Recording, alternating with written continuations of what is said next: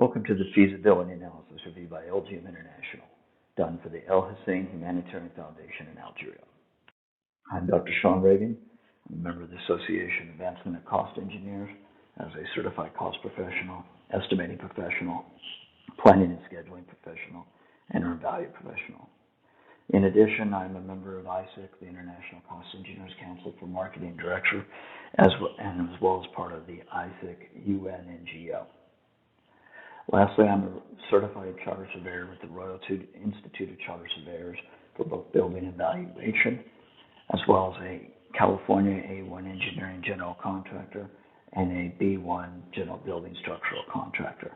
I also have a California real estate license, which supports in funding and development reviews. Reviewing this, Ihssane asked me to basically present the basis of why we should present a hospital complex and evaluation for Algeria.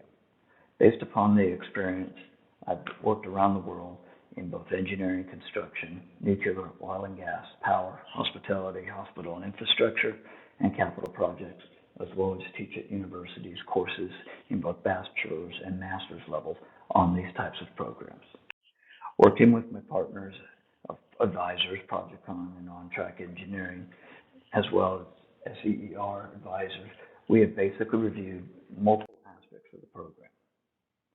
The Ihssane Foundation is basically chartered for building the International Hospital in Algeria. The objective of this is to develop one of the largest hospitals in the world based upon the location and size, as well as the largest hospital in regards to a municipal hospital. In looking at the foundation, the objective that was presented to us was to review and support an EPC, or Engineer Procure Construct Contract Award, as the PMO representative for the foundation in the construction of a new hospital in Algeria. The project will have an area of approximately 500,000 square meters, and the project can be constructed in Algiers, Ramades, Sétif, Belida, or Bourg-Bouari. In looking at this, we were basically tasked to discuss similar programs. The 500,000 square meters is a very large complex. As such, this would become one of the largest city hospitals in the world. It would have over 5,000 beds and 1,500 doctors, as well as the structure would become one of the largest medical groups in the world. Simply speaking, in a centrally based place for a region to increase the size of the hospital to support disadvantaged as well as advantaged communities, and as well as provide a transportation hub and a location that progressive modern medicine can be implemented. This project will develop a medical city conference, bringing together many medical centers and their support infrastructure. Over 1,000 consultation rooms would be opened, 700 recitation beds with 550 for adults and 150 pediatric and neonatal patients would be operated. The hospital complex would have 600 pediatric beds, 600 gynecological obstetrics beds, a 300-place rehabilitation support center, and a psychiatric ward with a forensic center. All in all, this hospital complex would support at least 5,000 medical personnel working in health and services, as well as an additional 5,000 employees would be needed for the hospital complex and support buildings. So based upon this, you have a minimum positions of almost 10,000 people. Now, the first question that we were tasked with, what is the feasibility on the construction of the largest hospital in Algeria and Africa by a foundation that is not for profit, such as Ihssane? Well, the answer is complex, but straightforward. Traditionally, hospitals are treated as profit institutions or their government-maintained facilities. But as such, hospitals like Shriners, which has dealt with children, are successfully nonprofits that have worldwide support. So as such, in reviewing this, there are opportunities for government grants and IFI funding support programs. And with these international funding institutions, we as well can get into funds such as World Bank, IMF, and European Bank Reconstruction and Development, or EBRD, for development of hospitals in the area because of their multi-reach. The PMO team utilized its architectural, engineering, construction, management, and funding team members, which worked in hospitality or hospitals or infrastructure, because this is a combination of all. And we looked at projects that have been built in Russia, Saudi Arabia, Croatia, Serbia, France, Morocco, as well as many other countries, in developing these programs. So in this review, by looking at the size and methodologies, and as such utilizing a phase design and construct program for implementation, when we compare this with the risk review, by combining into one hospital or central complex with good transportation, it does meet economical variations, becomes viable, and it becomes fundable. Now, the aspect of the question too was basically, does Algeria have the capacity to build such a hospital in North Africa and meet world-class standards? Well, Algerian as a government, since 2015, has allocated $4.5 billion for the support of 10 hospitals and the support of over 50,000 medical staff. So in alignment to a continuation of that program for a growing population with a good income, as well as regional center-based, the ability becomes very high on the risk to do this. In addition, we can look at the development of a modern LED hospital or green medical complex, and then take advantage of the natural ability of Algeria's gas program and utilize this for supporting gas plant and power complexes. And as such, with these opportunities and its proximity for solar and wind projects so near, your ability to generate carbon credits, the ability to develop infrastructure support, and the ability to support more regional-based medical becomes economically viable.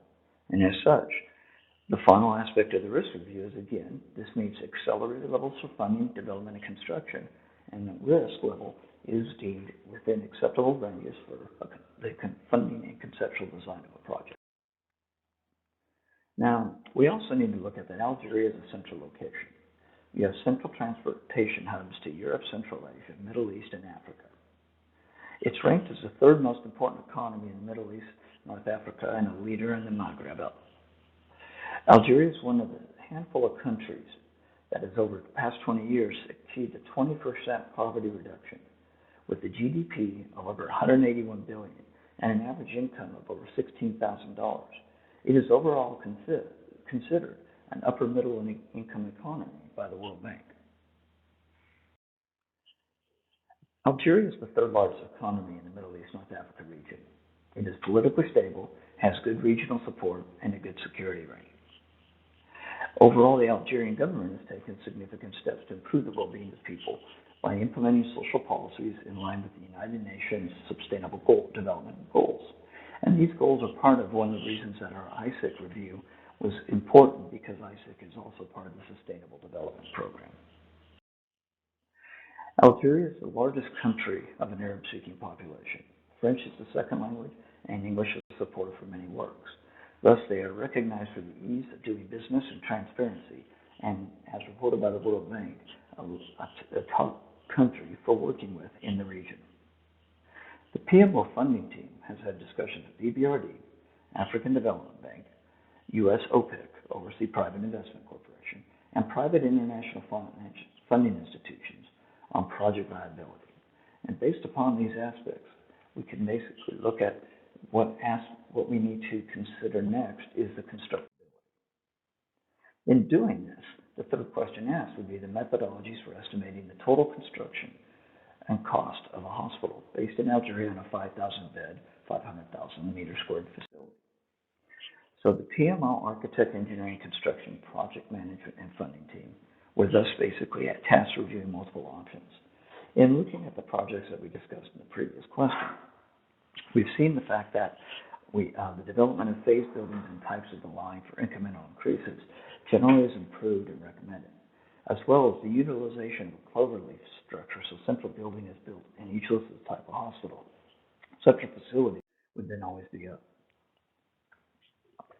So in conclusion, based upon the funding team recommendation, we would look at the fact that the final development of an international classified estimate, formal decision making and development of funding support, and general layout drawings, basically 0 to 5% design, would be accomplished.